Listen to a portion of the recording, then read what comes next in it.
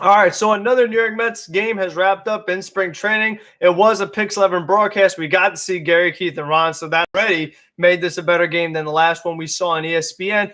This game itself, it wasn't pretty. This definitely was a game where we say, okay, it definitely is still spring training.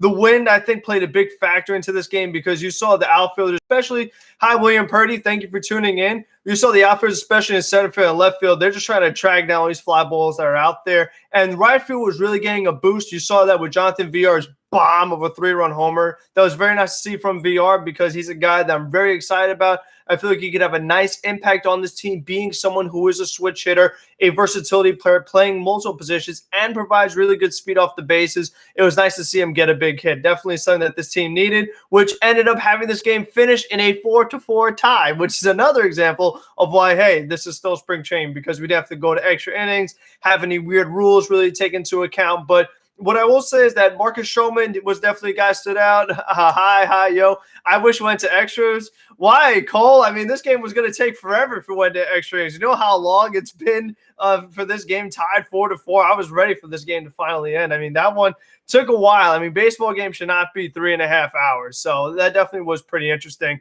AAA Marlins team. Yeah, I mean, the Marlins definitely did not use pretty much any of their starters, honestly. I mean, maybe this, except Jorge Alfaro, a lot of those guys are mostly bench players or even minor leaguers. Wish Lindor would play. I agree, Newman. It would have been nice to see Lindor. We finally have another home game. We didn't get to see Francisco. It definitely is unfortunate, but we saw a good amount of our guys. One of the things that's pretty interesting was the fact that Jose Martinez got injured in this game on a play down the line, a double, and the umpire doesn't get out of the way. Jose Martinez crashes right into him. Mauricio is kind of a beast. Yeah, he looks pretty big. I'm excited to see how he continues to develop. But I wonder how significant the injury is with Martinez, because he was having a tough time getting off of the field. So I found that pretty fascinating. And Kevin Pillar has been swinging a very good bat. And I said that when the Mets signed Pillar, I felt like Jose Martinez's role in this team is going to be pretty limited. That game was terrible. Umpire Jim Martinez deserves suspension. Yeah, I mean, because the umpire didn't move at all. It definitely was a bit of a strange game. And also with Martinez, how about that double play with VR, who doesn't tag the guy correctly? He tags him the glove, not with the ball. Then Jose Martinez drops the ball, and the umpire called him out as well when he never caught the ball. So, I mean, this is spring training for even the umpires as well. So it was just an all-around very odd game. The Mets had 4 errors. It could have been 5. So, the defense definitely wasn't pretty. I mean, there was a line drive here, Ryan Pillar. He was not able to catch that ball that Khalil Lee threw off of the guy's arm, and McNeil had to get out of the way. I mean, McNeil had to errant throw. So it definitely was a pretty crazy game all in all, and definitely deserved to be a tie with just everything that was going on in the field. What else we have? The umpire stuck in the Phillies game today. What happened with the Mets? Oh, it was more so just the fact that Jose Martinez got injured running into an umpire, and and from the beginning of the game with Nimmo, that was a walk. That was not strike 3. That was an outside pitch. So I know Nimmo drew a walk later on, but he really should have had 2 walks. I mean, not that it's a big deal, but again, the umpiring, that's something that's going to happen during the course of the regular season, though, because we know the umpires are going to miss plenty of calls. And if they had reviewed that double play, I mean, this game would still be going on and probably end closer to 5 o'clock. So it kind of was a good thing that the umpire was just like, you know what, that's a double play. And I do want to talk about Marcus Strowman, because his first outing, it was good. Marcus Strowman looked very effective. This time around, his command wasn't quite there. The break was a little too much. He almost hit Lindor didn't play today, Steve C., so he did not do anything. But Marcus Strowman almost hit Alfaro earlier in the game.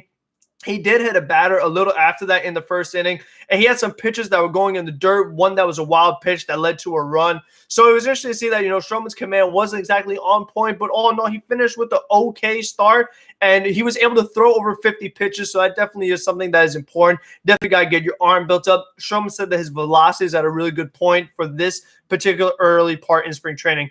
Mets, Marlins break even. Good game, even though the defense was off, and Pillar made his error with a near home run. Yeah, with the win, Kevin Pillar should have had a homer for sure. And then him and Brandon Nimmo, they've both been swinging good bats. So, I mean, I am glad to see that there is a little bit of a competition going on in the outfield. We know Nimmo's going to start, but you definitely could platoon these guys to the point where when you're facing a left-hander, you could have Kevin Pillar make the start and still be really effective in the lineup. So that definitely is something encouraging that the Mets did not have, because when you platoon Lagares and Nimmo, or you platoon Marisnik and Nimmo, you're not going to get the same offense that you would with Kevin Pillar. Obviously, you're not going to get that much defense, but you do get a very nice offensive upgrade from the right side of the plate, which is something that the Mets did not really have off the bench. Like Jose Martinez could be that guy, but we're not entirely sure. You have nowhere to play him. You don't want Jose Martinez to make any starts because of how bad his defense is. So we'll see.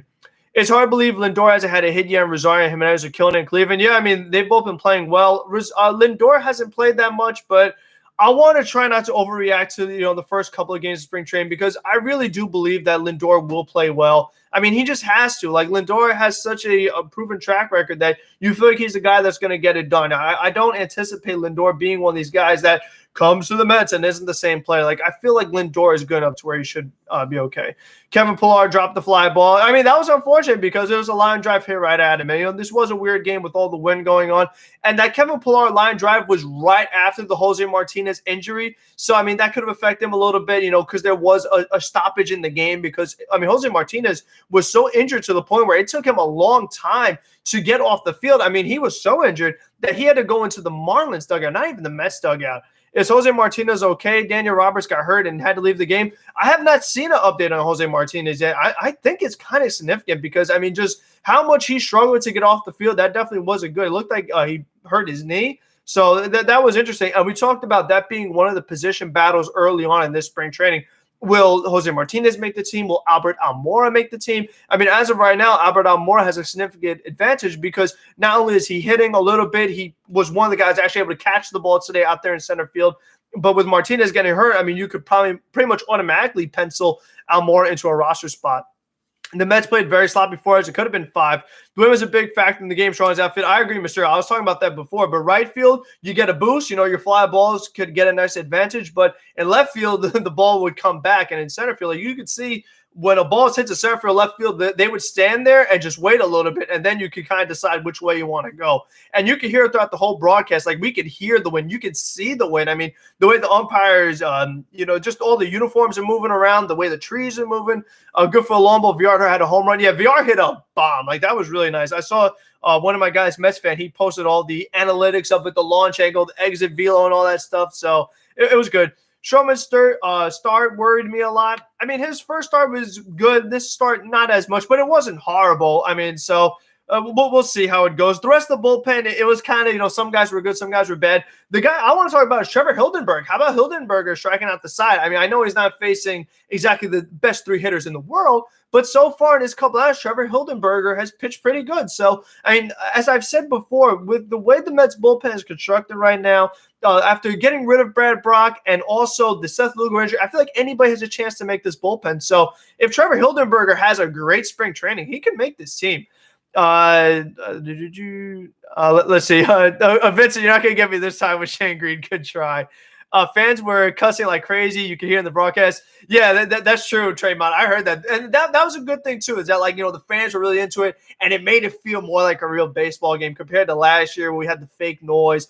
And I know there still are cardboard cutouts, but there definitely were a lot of fans getting excited. And that was good to see. I love that. It's very good to hear the Met fans be passionate once again. Let's see. Are you worried about Lindor? I kind of am, not going to lie. I don't want to yet. I still feel like it's too early. So, I mean, we'll see what happens. But, I feel like Lindor will be good. I'm just going to try to stay positive because people tell me I'm negative. I really want to try to stay positive with Lindor because it has to work out. I mean, I don't know, guys. Like, I'll just pose a question real quick. With the bad start that Lindor has had so far, do you now want to wait until the end of the season before deciding on a contract extension? Because, I mean, is it worth giving him worth risking giving a contract extension, having it not work out, and you have him for 8 to 10 years? So, I mean, I don't know. Because, again, we know the shortstop free agent class is amazing in this offseason. So, it would be really unfortunate to let Lindor walk after giving away Rosario Jimenez. You could get one of these other shortstops just to still be effective. But I don't know. We'll see. I don't think it's something to worry about quite yet. Jerry Blevins should concern you. Yeah, I don't think Blevins is going to make the team either, Matt. Blevins doesn't really worry me. Lindor is new to the NL, so has come around to the pitching. Yeah, I think that's definitely going to be part of it. Mookie Betts will start someone who came from the AL. Yeah, I mean, exactly. That's something that we have to keep in mind. I mean, the Mets in this offseason quite a lot of players from the American League. I mean, that wasn't really a goal of theirs, but a lot of these guys that they did come from the American League. I do want to see what the transition is like for Carlos Carrasco. I mean, is that going to be positive or negative? I mean, we'll see how that works out. But I do agree that Lindor is like Mookie Betts. They'll get it going. I do think that he will be very good. Jeffries has personnel issues, and the Mets should take advantage of Jeremy Jeffries' release. I don't know what the situation is right now going with Jeremy Jeffries. It looks like it has something to do with his agent. We know that Jeremy Jeffries does have a little bit of a checkered past, not only having domestic violence, also having DWI. So we know that Jeffries isn't exactly, Mr. Perfect. Mets fan, I was just talking about you and the analytics on that bomb from Jonathan VR. What's up, Mets fan? But yeah, we're just talking about Jeremy Jeffries. I mean, this bullpen, listen, instead of getting Jeremy Jeffries, let's get Shane Green. I know we've talked about that before, but Shane Green remains unsigned. And here's something that I've been thinking about in the past couple of days. You guys don't love the Mets bullpen. You know I don't love the Mets bullpen, but I want to talk about the Atlanta Braves bullpen. I just thought about the fact that they lost Mark Melancon, they lost Darren O'Day, and Shane Green remains unsigned. So it seems like, even though we talk about how bad the Mets bullpen is, I don't think the Braves bullpen is necessarily locked down. Like, you have Will Smith, or you have AJ Minter and other guys like that. Frank, Vincent, what's up, everybody? Got a lot of people in here. I appreciate it. But I just don't think that the Braves bullpen is going to be that amazing either. So that could be something to watch going forward throughout the season. And that's why, if you're the Mets, don't let Shane Green come back to the Braves. If the Braves bullpen starts to struggle and they're like, man, we really need to get Shane Green back, don't let that happen. Take Shane Green from the Braves. Hurt them. Do something, because that's the team you're trying to catch. The Braves keep winning the division, and they win the head-to-head matchup. So, again, Shane Green, the Mets should be all over that. Who was that double a Mets manager that took off his shirt and tried to fight the whole team? It was probably Wally Backman, if I had to guess. He's the only guy that I really want to fight people. But Luis Rojas, he's going to be a big storyline for this team, because if they continue to play this sloppy, the base running hasn't been great. The defense has been so-so. If that happens throughout the course of the regular season as well, and the Mets don't play as well as they should with the kind of roster that they have, all the upgrades that they've made, Luis Rojas is going to be on the hot seat, because even though Sandy Olson has a relationship with Luis Rojas, it was not his hire. So if he has a bad year this year, don't be surprised if Steve Cohen says, get Rojas out of here, let's get somebody new in.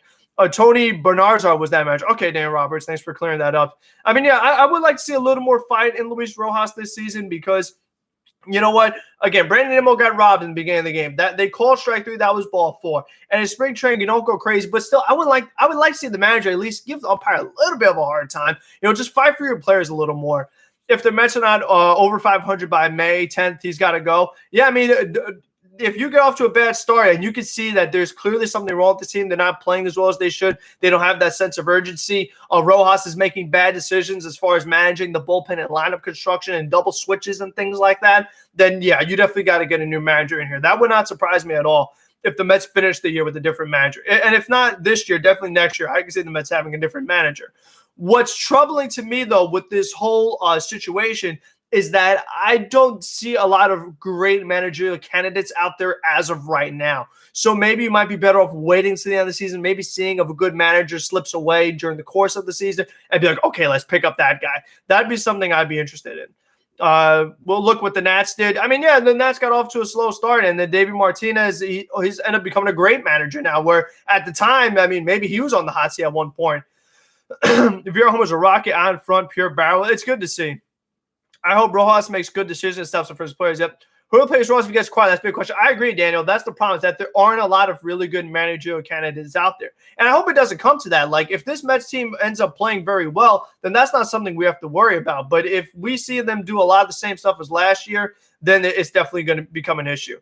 Remember, Brody and Jeff Wilpon controlled the Mets manager this year. Rojas doesn't have that pressure. I think that even though Wilpon and Brody will not be controlling the manager, I feel like Sandy Alderson and Zach Scott are still going to have a big part in what the manager is doing on a day-to-day basis. I think that Zach Scott and just this whole organization really revamping the analytics department is going to take place into what kind of lineups that they do and what their decision-making is during the course of the game.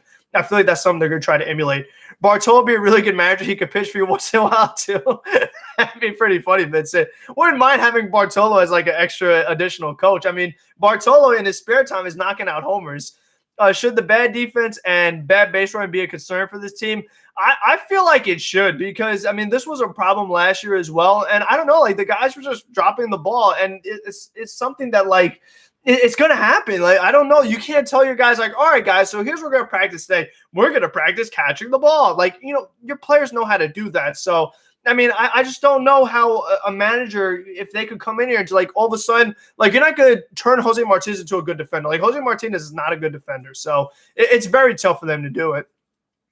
Brody actually made in-game decisions. Yeah, that was something that was speculated. If he was like texting the manager mid-game, would you be into signing Maikel Franco?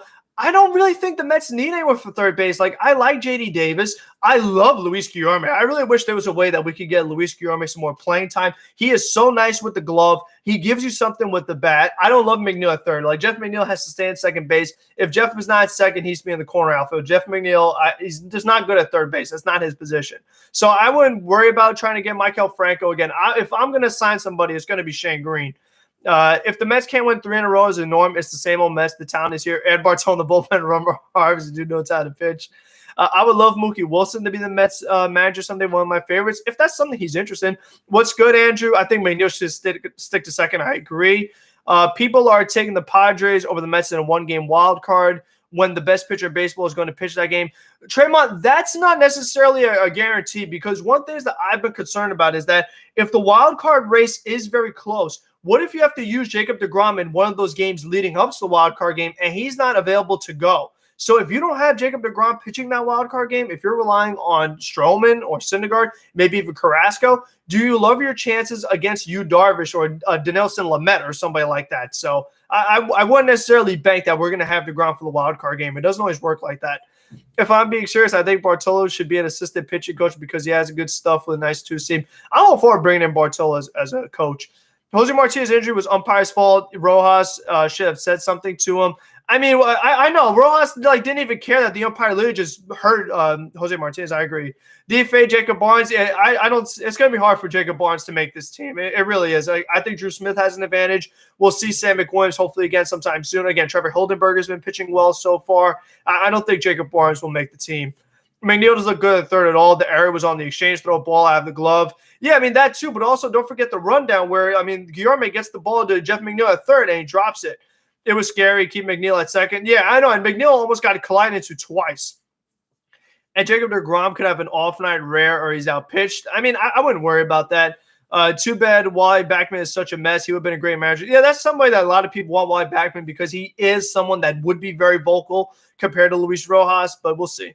Don't they give 5 days after the regular season to start the postseason? I don't think with the wild card game they give that long. I mean, I could be wrong, but I feel like the wild card game is only a couple days after the regular season. Ryan Mauricio continues to impress. Yeah, I mean, Mauricio is somebody that we definitely should be excited for, and we'll see where it is because, Brett Beatty's been swinging a nice bat in this spring training, so you're going to have to decide, who's going to be a third baseman of the future. Is it going to be Mauricio? Is it going to be Brett Beatty? I mean, maybe even Mark Vientos. Eventually the Mets got to make a decision there. But I am glad that Mauricio, we knew he had that very tall frame. The fact that at such a young age, he's already putting on some muscle. He's getting a couple hits lately. It is very nice to see that Ryan Mauricio is developing good. I like Vargas. Are you talking about Jason Vargas, the former Mets pitcher? But, I mean, yeah, and definitely we'll see how these young guys develop. I'm glad we're getting a chance to see them. I would really like to see Matthew Allen and JT again. We have not really seen the pitching prospects quite yet. We saw Zapuki the one time, but we're definitely seeing the position players a lot more. Frank, are you a fan of any other NY teams? I mean, I root for all the New York teams. I'm not, diehard over them like I am with the Mets. You guys know I love the Mets, but, I root for the Jets, the Giants, the Knicks, the Nets, the hockey. I would like to see New York teams win. The only New York team that I kind of don't root for a little bit is the Yankees, but that's it. The VAR gas, yeah. And let's say the Mets clinch a playoff spot, they could put a pitcher like Walker Lockett to pitch the game to save deGrom for the wild card game. I mean, the Mets don't have Lockett anymore, but I see what you're saying, Tremont. But again, you have to hope that the Mets do clinch it that early, that it doesn't come down to the wire. That's something I'd be concerned about. Clearly has disappointment because I heard he was really close to the majors. Yeah, I mean, clearly he had a chance to make this team, but the bat isn't there quite yet, so he definitely still needs to develop a little bit. And that's what these prospects are.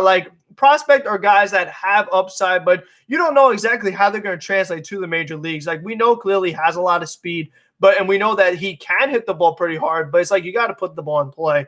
Lockett is a beast. Yeah, okay. The polar bear is trying to get into every game. Good for him. He says he does, either with extra reps. Yeah, the only thing that I don't like, are you kidding me, huh, is just that Alonso chased a little bit today. He got a couple of strikeouts, so that definitely wasn't great for Alonso. That's the advantage of taking the division. Your pitchers will be fully rested on LDS. Yeah, that's true. I know the division should be a top priority. The Braves and the Mets are competition. It will come down to the Mets and the Braves. I wouldn't sleep on the Nationals. I think the Nationals have a good chance of definitely being in the wild card race. I mean, maybe some other teams. Could the Giants maybe make a run? I don't know. Could the Cubs make a run for the wild card again? Or the Brewers? That's something that happened to the Mets in 2019. They were spent so much time when it came down to the wild card. They were chasing the Nationals, chasing the Brewers, chasing the Cubs. Could that happen again? Does Cole Armstrong, does Pete Crow Armstrong show promise to you? He does. I mean, Pete Crow Armstrong is one of the prospects I'm most excited about because he does play center field. And I do like that he could give you really good defense in center field. It's all come down to the bat. So he definitely shows me some promise. But all these young guys, it's going to come down to can they hit. Phillies, I mean, Vincent, the Phillies will be competitive, but I don't know if the Phillies are going to take a wild card spot right now. The Nationals have full of aging players. They do, but I think that Scherzer and Strasburg and Corbin and Lester are still going to pitch well. Turner and Juan Soto are going to go off. I feel like Josh Bell and Kyle Schwarber will be nice additions. We'll see if Carter Kieboom gives them anything. Victor Robles is a nice little young player. I feel like the Nationals still be competitive. I wouldn't sleep on them. Thoughts on Strowman? Yeah, I talked about him a little earlier, Brandon. I was talking about how his command definitely was not on point. I didn't like that he hit a batter, almost hit another one. It was throwing pitches in the dirt. His command just wasn't there right now. It seems like his pitches were breaking a little too much. So, I mean, his control was not nearly as good as the first start. The Brewers are so lucky when it comes to clinching the wild card. Yeah, I mean, the Brewers, they're a sneaky team. I mean, when I look at the Brewers roster, you guys know they don't blow me away, but they win games for whatever reason. So I wouldn't be surprised if the Brewers are kind of in that wild card race again. We talked about this on Mets Weekly on Thursday. Mets fan brought up the fact that the Mets did not win those head-to-head matchups against Milwaukee, and that led to the Brewers getting the wild card spot over the Mets. I meant Fargas. Oh, okay. I got you, Jonathan Williams. Yes, Fargas. Yeah, you couldn't remember his name. Yeah, Fargas definitely has good speed. We saw him steal a base, and we saw him move around a little bit, and he has some pop. But Fargas, I don't think he'll make the team either. But it's always good to have all these different young players that eventually could have an impact on the team. The relief pitching has been impressive so far. Yeah, I mean, some of the young guys have pitched pretty well. I mean, so far, Betances and Familia, their outings weren't good. Who can the Mets realistically still get? I mean, again, I'm going to keep saying Shane Green is really the guy that's out there that they really could get. Other than that, there's nobody left. Like, we know Jackie Bradley signed. We know Odorizzi signed. So as far as major league free agents that could have some kind of impact, I think Shane Green is the only other guy left because there's no batter right now that the Mets could put in their lineup. There's no other starting pitcher out there right now that could be in the Mets rotation. So the only player that can make the major league roster and have an impact on this Mets team would be in a bullpen arm. The Phillies and Mets have perfect competing windows. Yeah, they do have a similar window. Thoughts on Jeffries being released? It's a very weird situation, Brandon, especially having to do with his agent and all that. Like, we don't know the full details of why the Nationals decided to release Jeremy Jeffries. I talked about it before, but, between his domestic violence and DWI, maybe something along those lines. I'm not really sure, but I do want to see something done for this bullpen. Again, like, we could hope that Drew Smith is the guy, or Trevor Hildenberger, or Zamora, one of these guys could get it done, but we'll see. Third for Third will be tonight, featuring the Mets tonight. All right, thank you, Trey. I'll probably record that because tonight, I got to be honest, tonight I'm watching All-Star Weekend. All-Star Weekend is one of my favorite things to watch throughout the sports season in the NBA. I love the three-point contest. I don't think the dunk contest is going to be that great this year, but I'm going to be watching mostly All-Star stuff this weekend. But thank you for letting me know. I'll probably just record that one. But that's what I'll be doing in a little bit. We'll go on a little longer. Any other questions? But I feel like if there is anything else that I would like to cover in particular as far as it comes to the lineup, we already talked about the defense was not pretty. There was wind going on and all that, but I'm just trying to see anybody else really did anything crazy. But other than that, there really wasn't too much. I mean, Jeff McNeil's unfortunately had that one line out for a double play. But I like that the Mets were a little more aggressive on the bases today. It looked like they were trying to steal some more bases, hit and run. I do want to see that from this Mets team more because they have gotten some more speed on this roster, and we know that the Mets stealing bases is like an anomaly. That's something that never happens. So I do want to see them do that more often for sure. The Braves and Nats windows may be closing, that's for sure. I mean, the Nats window could be closing, but I think the Braves still have so much young talent in the lineup, and their rotation is still so young. I don't think the Braves window is closing by any means. Cespedes would look good in Orioles uniform. I agree, Tremont. That's where I predicted Cespedes with the Orioles. I think Pilar's mistakes were due to the win. I still believe he is a plus defender. That's possible, Brandon. I mean, the win could have had something to do with that because the win was a big factor today. It was a line drive, so, I mean, I guess it's going to happen. But I do like that Pilar's bat has been very good so far. Again, I think that's definitely something that the Mets need. And, again, I'm excited for VR. Like, I'm excited that, days off, doubleheader, guy gets injured, guy gets sick. The fact that you could have a VR step in for a game or two and Pilar step in for a game or two is very important. Do you know where Carrasco will pitch? I saw today they said it will be either Friday or Saturday. So, I mean, I'm excited to see Carrasco next weekend. Do you see the Mets taking Cespedes' dead move? I don't, Draymond. I feel like the bridge is burned with Cespedes and the Mets. The way he really walked out on him and the way he did it. Like, it's one thing to opt out. It's another thing to just completely disappear. Don't tell anybody where the heck you are and then be like, oh, I'm opting out. And then be seen at a mall or at a club dancing. I mean, just the look from Cespedes was so bad. And just the way he got injured as he was already hurt and got even more hurt with wild boars. So I just think that the reputation that Cespedes built for himself with the Mets, I really don't see them bringing him back by any means. And I just don't think he'd have much of an impact on this team right now. Again, I like Pilar. Give me VR, Almora. Let's see what these guys could do. I'll let Thompson play every day. Let Nimmo play every day. Conforto, and let's roll. And, we still have not seen, like, every single Mets starter in one game. It's usually like, Alonso one day, Dom one day, McNeil one day, Nimmo one day. So we still haven't seen the full lineup all at once. Do you see the Mets adding a second lefty in the bullpen? Do you mean externally or internally? Because, I mean, if one of these lefties could have a good spring training, like so far, Steven Tarpley's had a few good outings. I think that's encouraging. So maybe Tarpley can make this team. Blevins, I don't think will make this team. Zamora, I wouldn't count on it.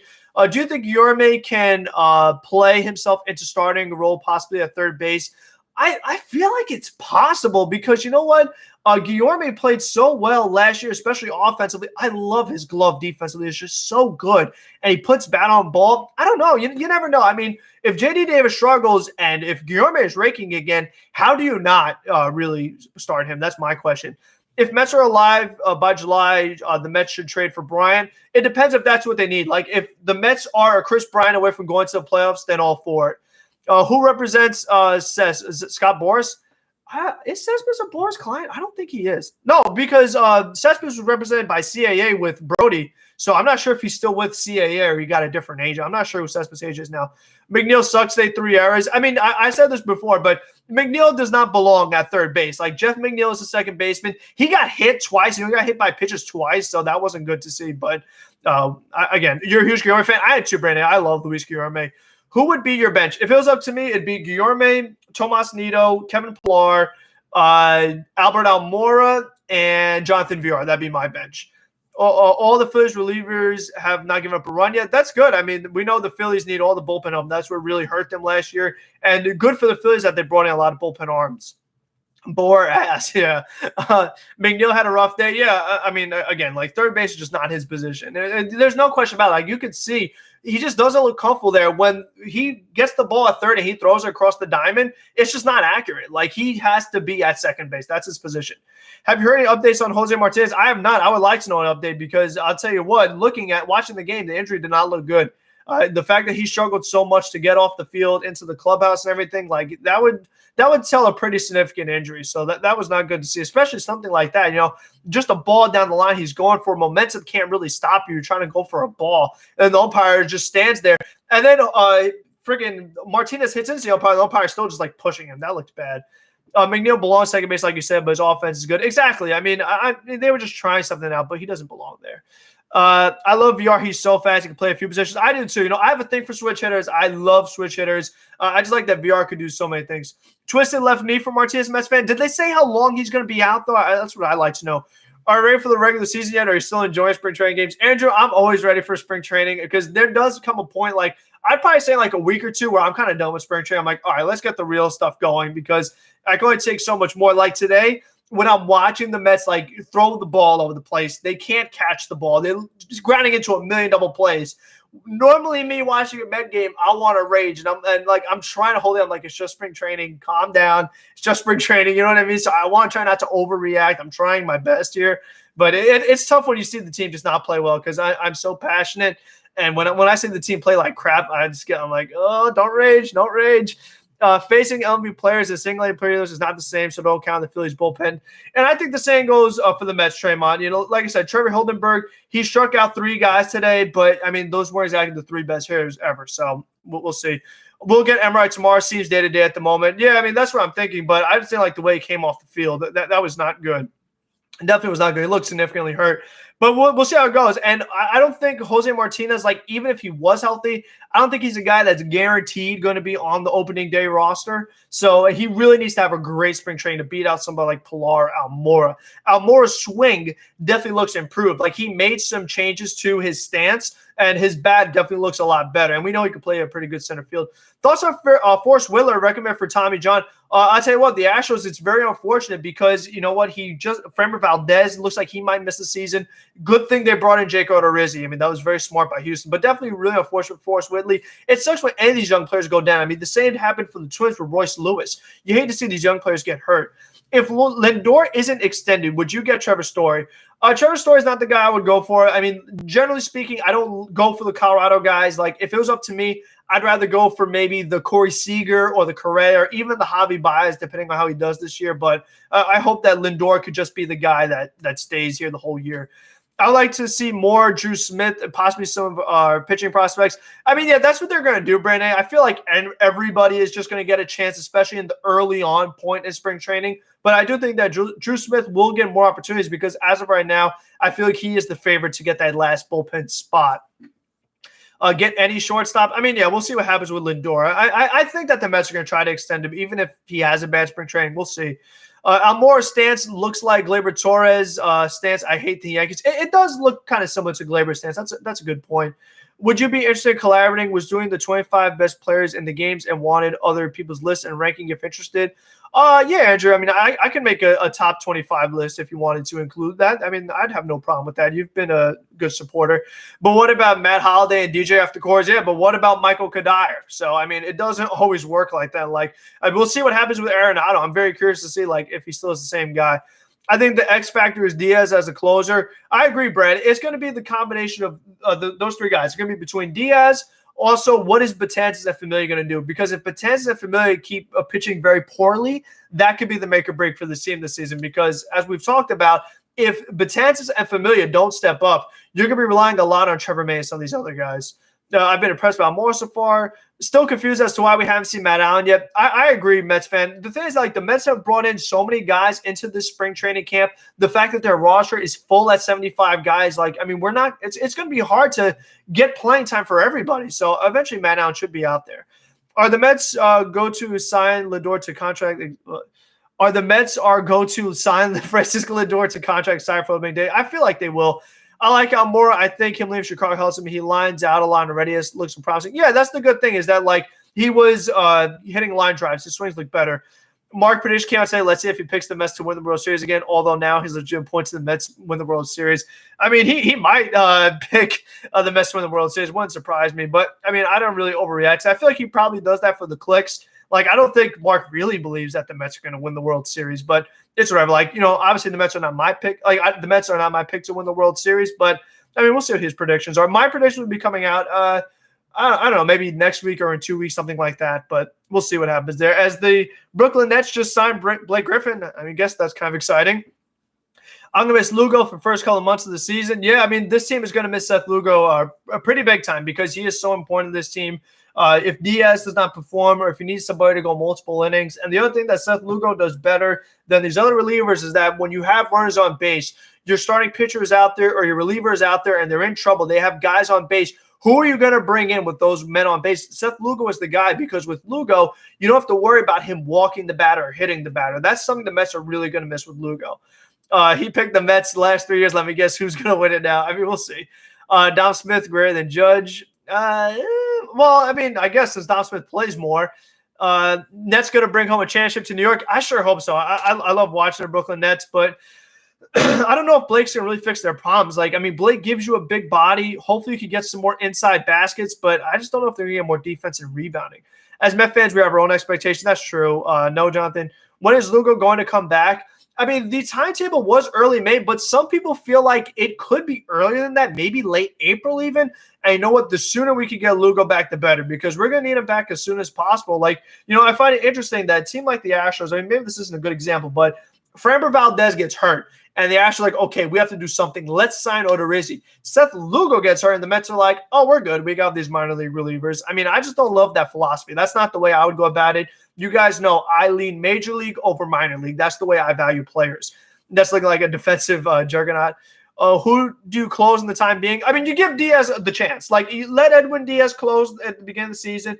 If he doesn't get it done, then you try Trevor May. I mean, that's how it's going to be. Because who else is really going to close for this team if not Edwin Diaz? Like, if Lugo's not there, none of these other guys could close the game out. Which under-the-radar players do you think could break camp? That's a pretty good question. Who could break camp that's under the radar? I don't know. I would say the two guys that stand out to me as of right now, just this first week, I would say Steven Tarpley and Trevor Hildenberger, only because they're the two guys that pitched well in all their outings. I'm not really a basketball fan, but Griffin is past prime. Oh, yeah, Blake is past his prime for sure. I just love Blake just as I don't know. He's just fun back in the day. Lugo and Thor will come back at the same time, hopefully. I think Lugo is going to be back a pretty good portion before Syndergaard is, but we'll see. If Diaz is good, May, Diaz, Lugo is good, and then we have Loop, Castro, Batin, Familia, also just missing the X factor. Yeah, but I mean, that's the problem, Brad, is that we're seeing if Diaz is good, if Castro or Batin is familiar, like it's a lot of ifs, but we'll see. How do you feel about Albert Pujols' age scandal? That's a pretty interesting story, but like I don't really care that much. Like, I mean, I don't know if Pujols is 41 or 44. As long as he wasn't taking steroids or anything, I don't care how old he is. Like, as long as Pujols played well for those years, the Cardinals, that's all that really matters. Ever since then, he's just not been the same guy. Hildenberg will be the Mets closer for 2021. It would be quite an interesting name to have as your closer penciled in. Knicks would easily beat the Nets. It's all about defense law, and they will add shooting. I don't agree with that. I think the Knicks offense is a little too inconsistent. Nets making all the moves to be a 36-year-old from Ohio. Yeah, no, that's true. I mean, listen, if the Nets team was like 5 years ago, they have an all-star starting lineup. I mean, could you imagine if like a few years ago your starting lineup was Kyrie, James Harden, Kevin Durant, Blake Griffin, DeAndre Jordan? That's literally an all-star team back in the day, but not anymore. Pujols robbed the Angels. That's true. I like Reed Foley for the bullpen as well. That's another good point. I mean, he was good in 2020 for a little bit of outings. And so far in the spring training, he's been good as well. Sean Foley is another guy to keep an eye on, definitely. I don't think any of us will be surprised if Diaz 9 area and lose the closer or leave the season. Yeah, I think if Diaz is bad, it won't surprise us. If Diaz is good, it might not surprise us. I mean, he could really go either way. Most disappointing season you had as a Mets fan? That's a good question. I'd say 2020, honestly, because, in 06, and I guess you could throw 07 and 08 into the equation as well, because those were the collapses. But after that, you knew the Mets were going to be bad. 16 was good, but I mean, I don't know. Just ever since then, 17 was bad, 18 was bad, 19 was good, 20 was pretty bad because 19 was good. So we'll see. And now we have reached the NBA part of the stream. Andrew, if people ask about basketball, I'm going to talk about basketball. I'd say 2017 most of this point. Yeah, 2017 was unfortunate because, I mean, it had the injuries. Like, I don't know. And 2020 had the injuries as well, but I just felt like that at the end of 2019, it looked like the Mets had something going. And then 2020, they weren't able to build on. Yes, it was the short season and all that, but I don't know. I just felt like the talent that was on the roster, I think the Mets could have been better. I mean, the fact that the Marlins got in and some of these other teams got into the playoffs, I just feel like the Mets could have as well. That's just the way I look at it. I mean, yes, Walker and Porcello and these guys could have been better, but I think the Mets definitely could have been better in 2020. The fact that they finished for last in the division, I mean, that really says a lot. If Diaz pitched the way he pitched last year, I would just take a few less walks. Yeah, I agree. You know what? For me, I'm more concerned about the home runs, the walks. They're going to happen because he's a guy that doesn't have pinpoint accuracy. He has a lot of break with the way he pitches. So Diaz is always going to be a guy that walks some batters, but he's also a guy that goes for strikeouts. He's a strikeout pitcher. So that's something that happens. It could be a strikeout. It could be a walk, but I just don't want to see the home runs. Did you hear the story that Conforto hit a home run off DeGrom? Then DeGrom told him wanted to face me and Conforto another home run off him. Trash on in between two, but it's all good. Yeah, that was interesting. I mean, the fact that Conforto was hitting home runs. But I will say is that I like that DeGrom in his spring training outing was hitting 99. I mean, that's a great sign. The Nets have ruined the next 2 years for just 2 good years. I agree, Minecraft. I mean, at first, I was very against the Harden trade because they gave up so much of their future. But James Harden has played so well right now, and you have to try to capitalize when you have Kyrie and KD. This year, the Mets have a better team with defense and offense. Yeah, and they have a lot better team with the starting pitching. The rotation is much upgraded. Mets should pick up Jeffries' Nats released. I mean, we'll see. I would like to know the full details of why the Nationals released Jeffries because I don't think it was performance related. If there is something personal going on, I think we would like to know that. Nets should have kept Karis LeVert. I agree, but the thing is that, like, you probably wouldn't be able to get Harden if you kept LeVert. Like, he was going to have to be part of the trade, and that's something that happens. Like, we could say the same for Lindor. The fact that, you got to give up Jimenez. Like, I would have loved to have gotten Lindor, but not given up Jimenez. I feel like the Nets could have said the same. Thoughts on Embiid and Sevens UF All-Star game? I agree, Vincent. It's pretty sad, the fact that they're out. What is Harden's contract? I mean, he only has a couple years left because he turned down a big extension from Houston, so he has a couple years left. But Nets are win now or win never right now. That's true, Mets fan. Mets have a deep bench as well, which we had yesterday. That's right. The bench is much improved. For me, the most important for the Marlins is 2012, 2013. At least the Marlins won a couple World Series in the 2000s. Like, the fact that the Mets haven't done that yet is very disappointing. No, LeVert just got cancer or something. Yeah, no, LeVert has that issue going on right now. And you know what? Honestly, it's kind of a blessing in disguise that LeVert got traded because had he not, he might never have found that issue that he's having right now with the lungs. And that's very similar to what happened with Jeff Green, who's also a net now. When he got traded to Boston, they found a heart condition that he had to get heart surgery. So you never know. Sometimes it's like fate that a guy gets traded and he's able to really maybe even save his career. So that was very interesting. Who's your picks for the events tonight? I don't know. I feel like Curry would probably win the 3-point contest. I have to look at the events again because I know that people dropped out and people are moved around, but we'll see what happens. Okay, since we're talking basketball, do you see the Nets pick up another big? Well, we just talked about the Nets already signed Blake. I don't see them getting Drummond. I mean, Drummond would be the guy that could really help the Nets because he's the guy that's going to give you more consistent interior defense because DeAndre is so hit or miss. But Griffin, he's not really going to give too much of an impact, but we'll see. But anyway, I mean, that's been the story. Like a lot of these other guys, like Bruce Maxwell needs to stop playing. Eventually, we got to give some other guys a chance because Bruce Maxwell is not making this team. I mean, that is a big dude that he just can't hit. He can't really move around too much. So Jake Hager, I mean, he had that home run earlier. Jose Peraza, he's gotten some playing time. But I do want to see more of these other guys that we feel like really have a chance. I want to see more of these prospects play a little more. Obi for the dunk contest. I mean, maybe. I mean, this has been at least the dunk contest, the names out there, are one of the more least appealing dunk contests.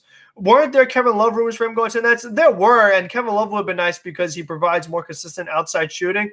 But I feel like they signed Blake. I don't think they're going to sign another big guy, but because I just don't think that I feel like Drummond has more value and is more willing to get a trade done than whereas with Blake Griffin, they'll just get flat out released. So the fact is that the Nets would have to give up a trade in Drummond, maybe even a trade for Kevin Love.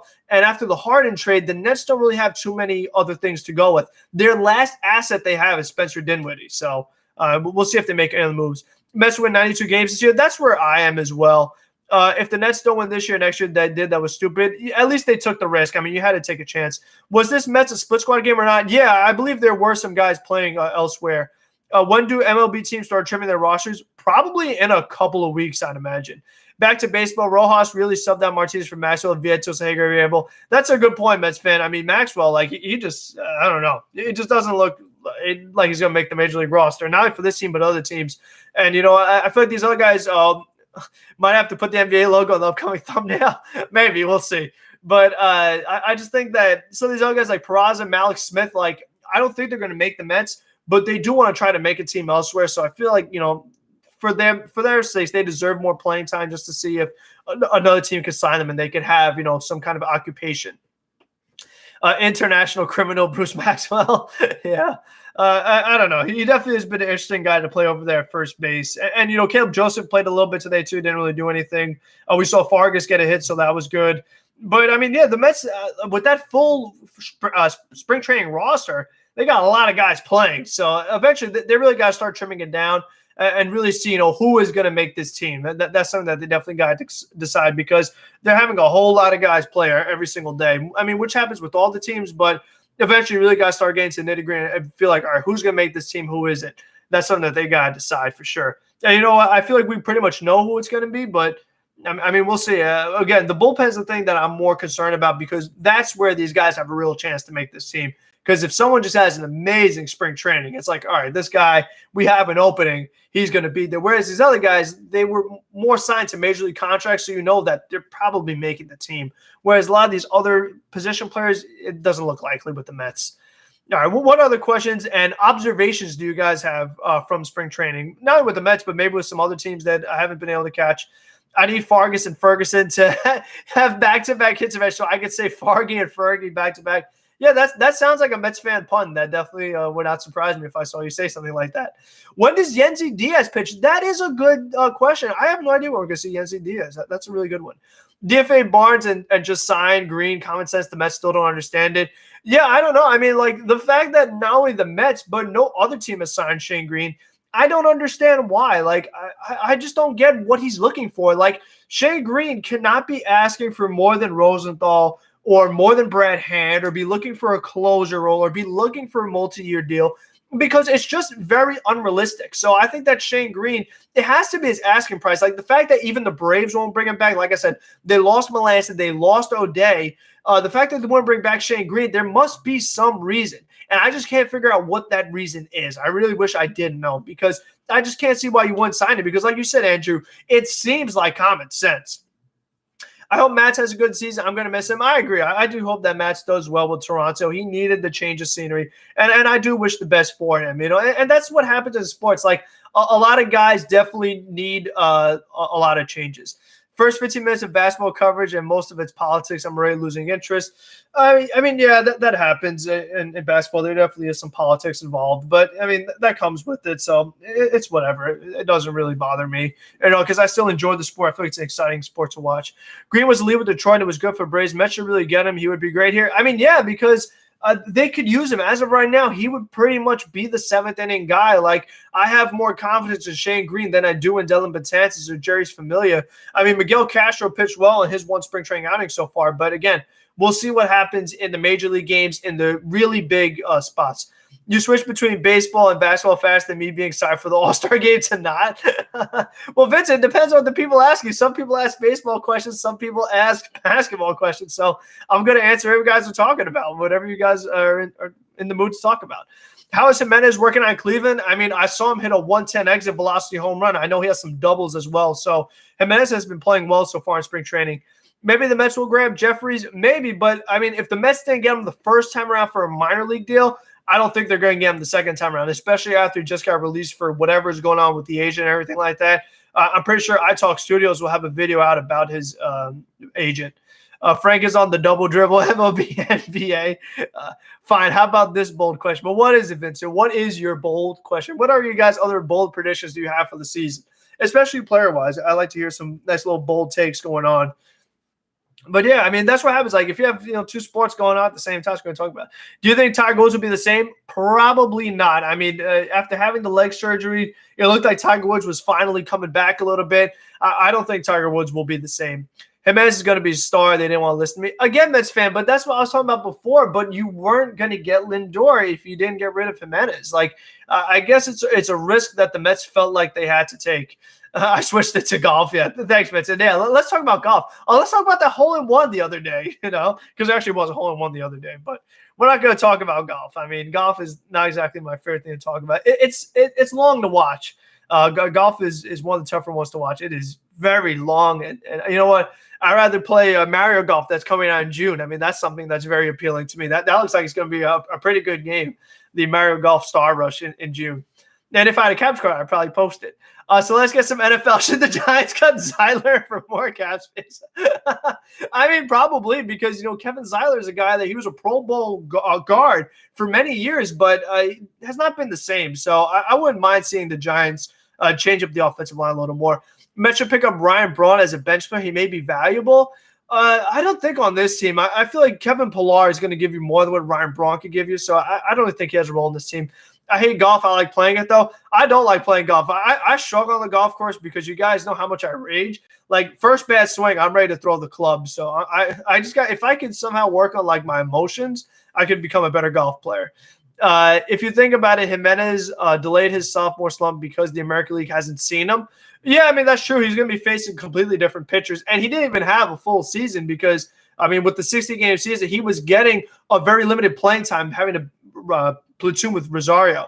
Changing the subject to rugby, please don't, Mets fan. Almora, 280 batting average, 12 home runs, 4 in a 130-game stretch.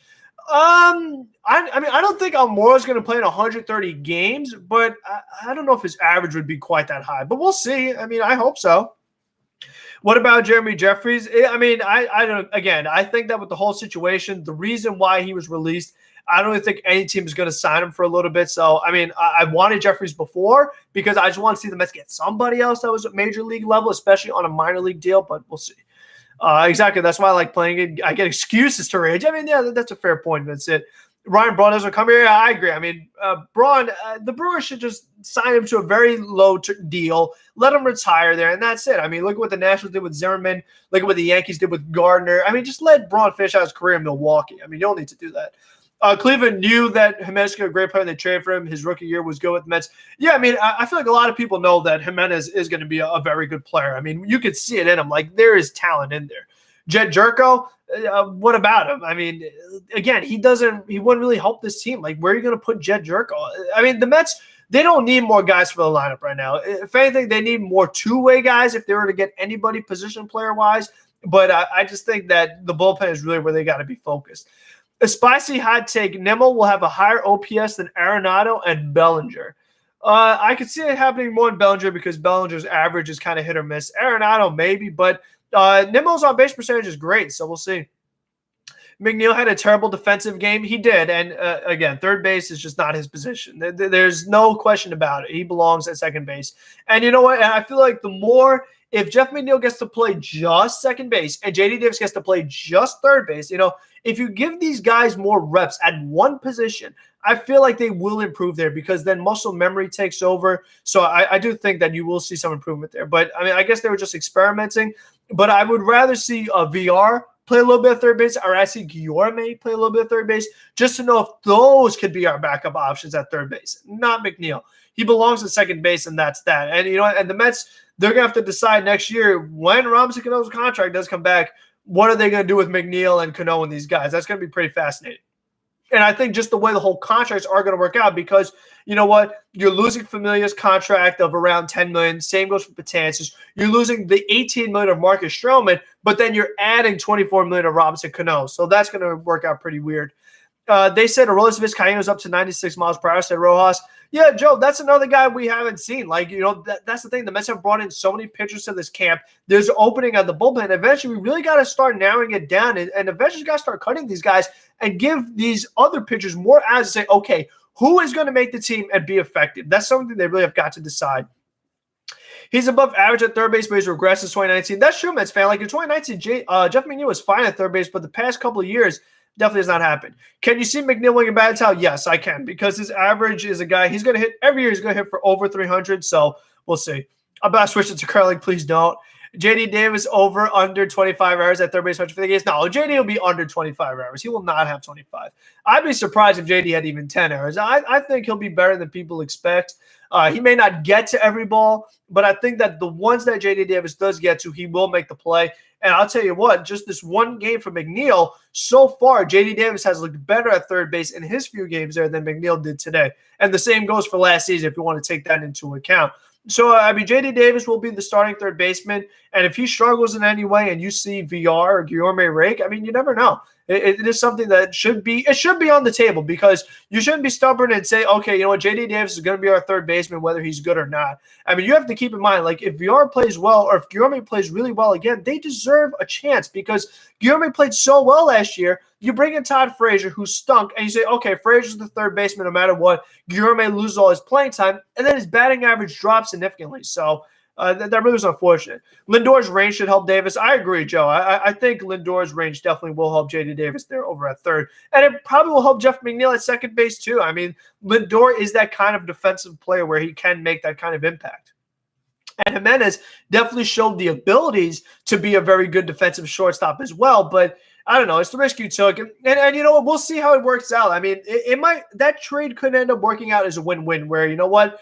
The Indians were not going to resign Lindor, so they got the most for him. They got their shortstop of the future in Andres Jimenez, and Lindor was ready to win now. Where the Mets are trying to win now, Cleveland's trying to win later. So it could be a win-win for both sides. We'll see. Let's talk about Walker for a second. The Rays may have done it again. He's back in 95, 96. I agree, Mets fan. Like I tweeted out right away when Walker signed with Tampa Bay. I would not be surprised if Walker does very well with the Rays. Like, that would not shock me even the slightest. Same goes for Chris Archer. I mean, the Rays have a way of doing that where they just get the most out of their pitchers. Am I the one who really doesn't like Matz? I mean, I feel like a lot of us may have not been crazy about Matz on the field, but I'm more so like Steven Matz off the field for all the charity work he does. That's just me personally, and it being a New York guy. Prediction, if Lindor is alive tomorrow, he will get his first hit. I sure hope so, Jonathan. Like, I would like to see Lindor get his first hit just to get it out of the way. Davis is a solid third baseman, but he will make 12 errors. That's my figure. I hope not, but I mean, I guess we'll see. I think that he definitely has improved there, so we'll see. Oh, he did charity? Yes, Zruizi. He did a lot for firefighters in New York, so, I mean, that's something that you have to be all for, especially what we dealt with 9/11. And Steven Matz is all around a really good guy, so, I mean, that's why I root for him. I root for him more as the person. Like, on the field, obviously, he had his struggles. He was very inconsistent, did not get the job done every 5 days in your starting rotation or in the bullpen. But I do root for Matt because he is a good guy, so I would like to see him pitch well. And he was very exciting when he did pitch well for us in 2015. It's unfortunate the way his career has gone, and that happens with injuries, especially to pitchers. We've seen it happen to a lot of guys already. We saw it happen to Matt Harvey. I hope it doesn't happen to Noah Syndergaard, but, you know, that's part of the game. You know, baseball is a very tough sport like that. 1 year you're good, and the next year you're gone. I mean, we've seen that happen a lot. Even TJ Rivera. I mean, don't forget TJ Rivera. He was giving us over a 300 average, and now TJ Rivera is out the league pretty much. Like, he doesn't really get a major league playing time. And Spurs Spider-Man, me and he, even Phillips faces Phil Evans. I just got that notification on my phone, Vincent.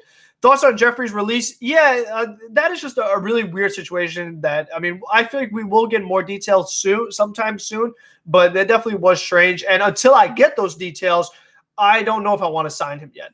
Am I the only one who expected VR to K and then hit the 3-run tank for his pitch? Yeah, I mean, that was weird when Jonathan VR did strike out. And VR was a guy who, so far, his spring training offensively was not going well. I was saying, you know, I was really excited for VR. Spring training, he wasn't hitting yet, but then he hit that bomb, so that was good. And I feel like he will do more. And again, like, even if VR's bat isn't good, the fact that he still could be a guy who you need someone to run the bases, swipe a bag for you, VR could do that as well. So even if he doesn't, he still could provide value because he can play another position. If you wanted to double switch with no DH, you want to move the pitcher spot around, you need VR to play second base or third base of the outfield for a couple of days, he could do that as well. Good and gone, the Matt Harvey story. Yeah, I mean, that sounds like a Jolly Olive video coming very shortly, Mets fan, right? Mets bullpen Lucchesi can be awesome. That's another guy I really want to see. I want to see Joey Lucchesi pitch. I know he pitched a little bit this morning, but I want to see it with my own eyes on the screen. I want to see Joey Lucchesi pitch. I feel like Dominic Smith needs to be in the lineup every day, and not having the DH will hurt us. You agree? Yes, I think we all agree with that Dom's bat is so good. He has to be in the lineup every day. So, I mean, and it's probably going to be in left field, unfortunately, but Dom does need to play every day. We'll see how it goes. I feel like he's another guy that maybe with his getting more time in left field, he'll be able to play better. Was I the one who thought Brett Gardner's going to hit a grand slam off Zach Wheeler? And probably. Or Mets fan video. Yeah, Mets fan, take the idea now before Jolly Olive snatches it from you. So get on that right away. Who's better, DJ or Machado? God. I mean, I like DJ. I mean, his batting average is so good. Maybe I have a thing for the guy that can hit for the batting average and goes to the opposite field and puts the ball in play. I mean, obviously Machado is sensational defensively, and I love watching Manny Machado play defense, but I lean to the guy that gives me the batting title, is there every day, plays multiple positions. I just think that DJ LeMahieu does so much for a team. To me, he's always an MVP caliber player. He's the best second baseman in the league in my eyes. I just think he's a really, really good player. And there's not many like DJ LeMahieu. You know, like you could say that Arenado is a little bit like Machado. You could say Matt Chapman is a little bit like Machado, but you can't really say, oh, there's another DJ LeMahieu. I mean, maybe McNeil a little bit, but other than that, I mean, DJ LeMahieu is a very unique player. Okay, it's after 5:30, so do we have anything else we want to talk about? 4 Hall of Fame pitchers are on the market next year: Greinke, Scherzer, Verlander, Kershaw. Yeah, and a few of those guys are getting up there in age, and Verlander's coming off the injury, so we'll see how good Verlander still is. Alonso 60 home runs. I don't see it. I would be happy just with 40. I mean, I could see Alonso getting 40. That's about it. Already in plan mode, believe it or not, man. So much fun stuff coming. Yeah, I mean, that's good, Mets fan, to get your channel rebranded up and going again. So it definitely is exciting. If you got a lot of good stuff planned, just got to decide on which ones you want to do first. Maybe 4 Alonso. I agree, Mysterio. That's what I'm leaning towards. I mean, because that's what he was on pace for in 2020, even on a down year. I mean, with me, with Pete, I don't really care about his home run numbers. I do want to see him cut down the strikeouts and just, put the ball in play, because we saw him hit that opposite field home run a few days ago. That's what he needs to do, because he does have a good amount of ugly swings. All right, win the next stream and enjoy All-Star tonight. All right, thank you, Andrew. I appreciate it. Alonso's going at least 50. I hope so, Z. I mean, that'd be cool if Alonso could hit 50. I would like to see that. But, I mean, yeah, I did a bold predictions video already for this team. So, I mean, maybe we could do, like, another video, like, kind of predicting everybody's season, like, kind of a ballpark of where the numbers are going to be, even, like, the bench players and ERAs and things like that. That'd be a pretty fun video. I mean, maybe you guys would like to see that. We'll see. If only one could go into the Hall of Fame out of Scherzer and Verlander, who do you think it would be? Probably, God, that's a tough one.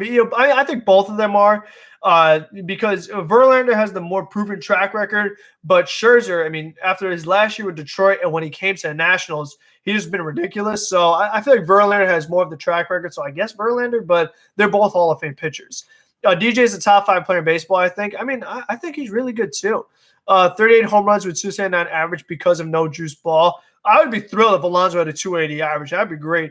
Conforto in 150 games, 300 batting average, 35 home runs. I hope so. I mean, again, I really would like to see the average be around 300. That'd be great. If he could do that again like he did in 2020, that'd be awesome.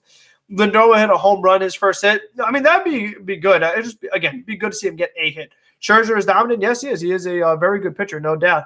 All right, then. Question: why doesn't Frank About Sports follow me on Twitter? I don't follow you on Twitter, really? I got to double check that. I saw your tweet today, though. I just talked about it. I said that you tweeted out all of the VR stats. Let me see. If I haven't followed you, I'll follow you. All right, Mets fan, I'm following you now. My bad. It happens. All right, so I'm now following you. So there you go. Now I can get all of your stats right away. I mean, maybe I was just trying to avoid all the analytics. I don't know. I think talking to you on Thursday is probably enough for me. But there you go. You're welcome. There's a nice little follow from Mets fans. So there you go.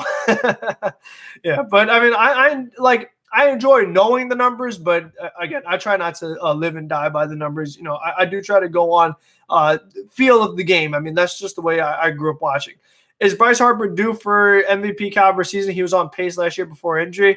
I mean, Bryce has the talent that he could be an MVP at any time, so we'll see. I mean, the 60-game season is so hard to evaluate because he was having a hot stretch in 2 months, but he could have had a bad 2 months at some point as well. Like, that does happen to players. So, again, it's always so hard to predict with the 60-game season, but we'll see. I mean, again, Bryce Harper is very talented. Does he always win games? I don't know. Is he a lucky guy? Is Bryce Harper unlucky? You have Bryce Harper, you don't win. As soon as you get rid of him, you win a World Series. I don't know. I got my Mets tickets for April 12th against Phillies. That's what's up, Brad. That's awesome. I mean, I would like to go to some Mets games this year. If they're doing really well, maybe I'll show up in September. I don't know. I might sneak in there somehow. We'll see. But, as long as the numbers in New York continue to improve, then you have a better chance of me going. Jordan's pitching tomorrow. Yep. I'm just analytics and bad puns. Yeah, that's a good way to describe it. Yeah, but you know what?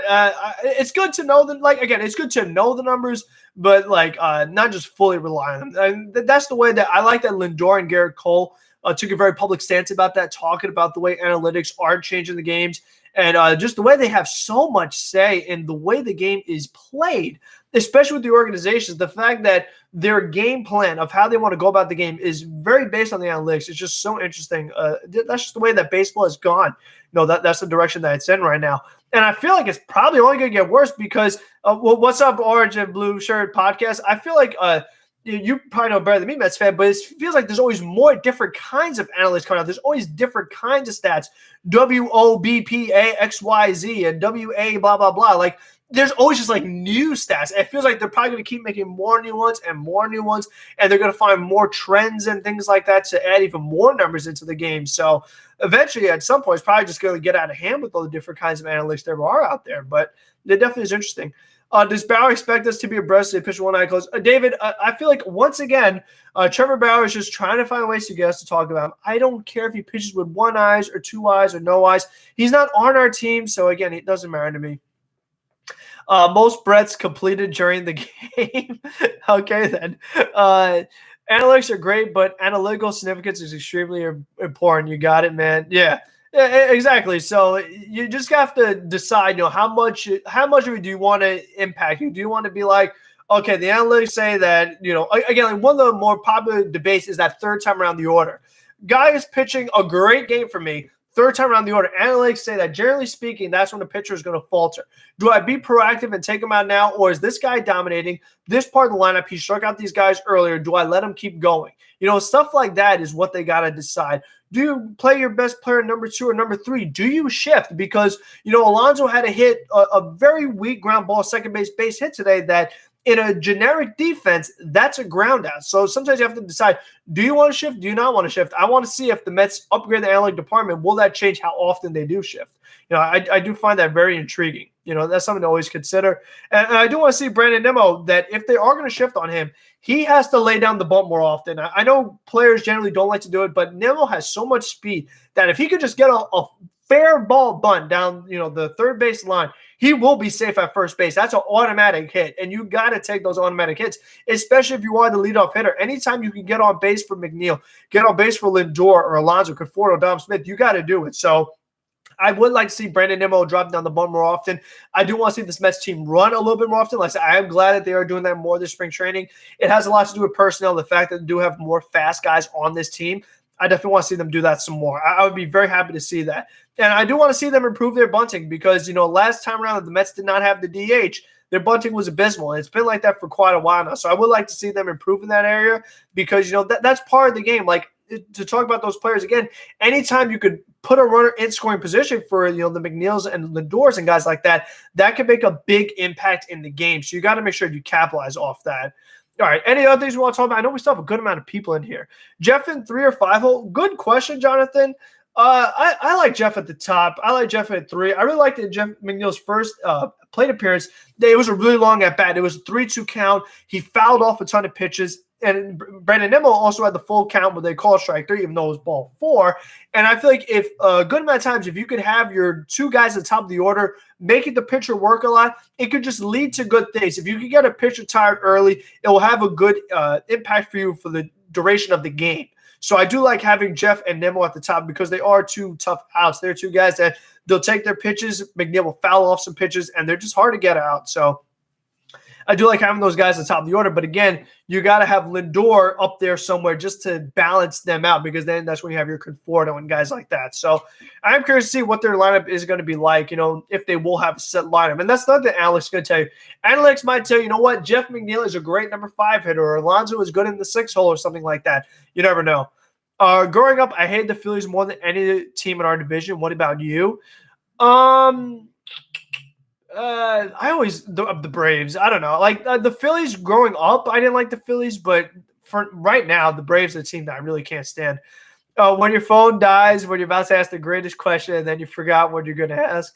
It happens, Vincent. My phone dies all the time. I'm usually not going to ask questions, but my phone dies a lot. So I understand that definitely is part of life.